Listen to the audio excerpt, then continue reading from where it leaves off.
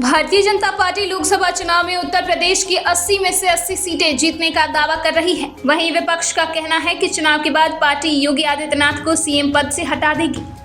खास बातचीत में सीएम योगी ने कहा कि मैं एक योगी हूं, सत्ता नहीं बल्कि पार्टी के मूल्यों और सिद्धांतों के लिए कार्य करना मेरी प्राथमिकता है। 400 पार नारे के सवाल पर सीएम योगी ने कहा कि विश्वास नहीं बल्कि ये होना है। यह देश का मंत्र बन चुका है। उत्तर दक्षिण पूरब पश्चिम पूरे देश में हर तबके के द्वारा, हर समुदाय के द्वारा इस नारे को अपने जीवन का हिस्सा बनाकर मोदी जी की लोकप्रियता 10 वर्षों में उनके द्वारा किए गए कार्य, इन सबको ध्यान में रखकर विरासत भी, विकास भी, सुरक्षा भी, सम्मान भी, स्थानीय स्तर पर विकास भी और गरीब कल्याण भी, इन सबको ध्यान में रखते हुए जनता जनार्दन इस नारे को हकीकत में बदल रही है। उन्होंने कहा कि 4 जून को जब परिणाम आएंगे तो फिर एक बार मोदी सरकार और 400 का इस लक्ष्य को हम एनडीए के साथ हासिल करेंगे।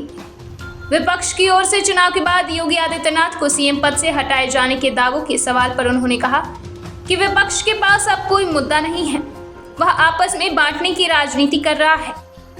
वैसे भी उन्होंने हमेशा विभाजन किया है। पहले कांग्रेस ने देश को बांटा, भाषा के आधार पर बांटा और इस चुनाव में जाति के आधार पर बांटकर इन्होंने अनेक प्रकार के प्रोपेगेंडा किए।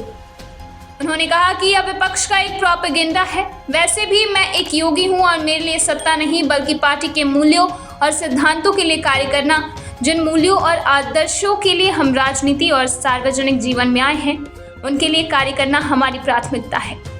केजरीवाल जी, आपने सत्ता के लिए अपने सिद्धांतों को तिलांजलि दी है।